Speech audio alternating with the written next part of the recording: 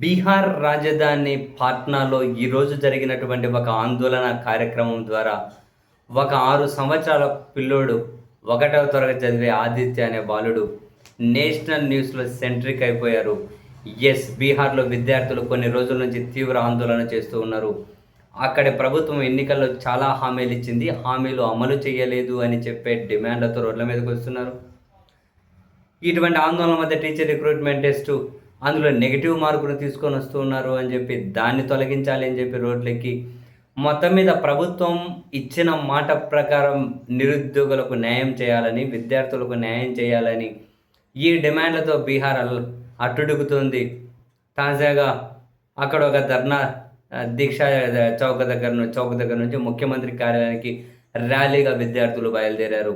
పోలీసులకు, విద్యార్థులకు తీవ్ర వాగ్వాదం, లాఠీ చార్జీ, బాష్పవాయు ప్రయోగం, వాటర్ క్యాన్లు అన్ని అతి తీవ్రమైన ఉద్రిక్త పరిస్థితులు.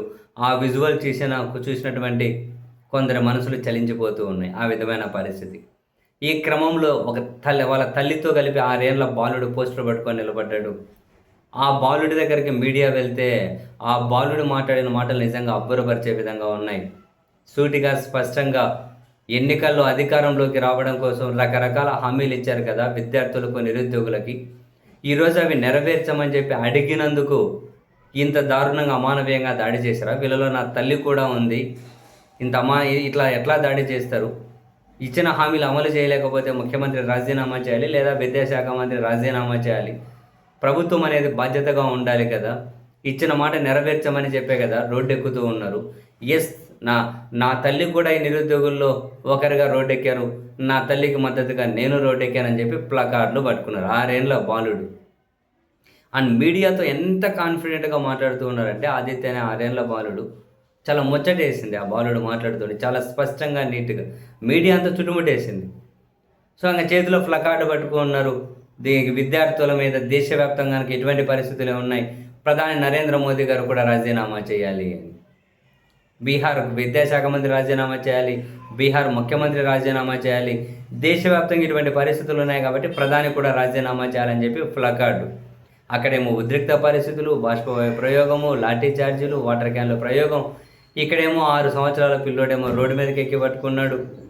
సో ఇంకా పోలీసులు ఆ పిల్లోని అక్కడొకరు ఇక్కడొకరు చేయి పట్టుకొని తీసుకెళ్ళిపోతున్న విజువల్స్ దేశంలో సోషల్ మీడియాలో ఫుల్ మారుమోగిపోయాయి. 6 ఏళ్ల బాలుని కానీ పోలీసులు కర్కశంగా తీసుకెళ్ళిపోయారని చెప్పి ఒక సెక్షన్. లేదు, అక్కడ తీవ్ర ఆందోళన పరిస్థితులు ఉన్నాయి, పిల్లోడిని రక్షణ కోసమే పక్కకు తీసుకెళ్ళామని పోలీసులు. ఆ పక్క ఈ పక్క చేయబట్టుకొని పోలీసులు తీసుకెళ్ళిపోతుంటే మధ్యలో మీడియా కూడా చుట్టుకుంది. ఆ పిల్లోని తీసుకెళ్తూ ఉంటే కూడా ఆ పిల్లోడు మీడియాతో మాట్లాడుతూ పోతూ ఉన్నారు.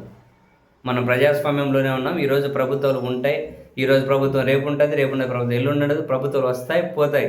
కానీ దేశ భవిష్యత్తుతో అధికారంలో ఉన్న వాళ్ళు ఆటలాడకూడదు అని ఆ పిల్లోడు అసలు ఎంత క్లియర్గా మాట్లాడుతున్నారు.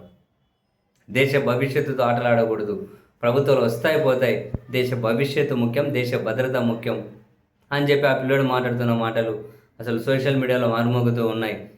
సో ఇప్పుడు కాక్రోచ్ జనతా పార్టీకి ఏమంటారు, మరో మంచి అంటే జనరల్గా చిన్నపిల్లోని మనం దేంట్లోకి దాంట్లోకి లాగి ఆందోళన చేయమని ఎవరు చెప్పరు. కానీ బట్ సోషల్ మీడియాలో ప్రభుత్వానికి వ్యతిరేకంగా అంటే మరో మంచి వెపన్ తయారైపోయింది దేశ భవిష్యత్తు కోసం అని చెప్పి మాట్లాడే వాళ్ళు కూడా తక్కువేం లేకుండా పోయారు. ఆ పిల్లోడు హీరో అయిపోయాడు. మొత్తం అంతా సోషల్ మీడియా అంతా నెట్టింటి ఆ పిల్లోడే కనిపిస్తూ ఉన్నాడు.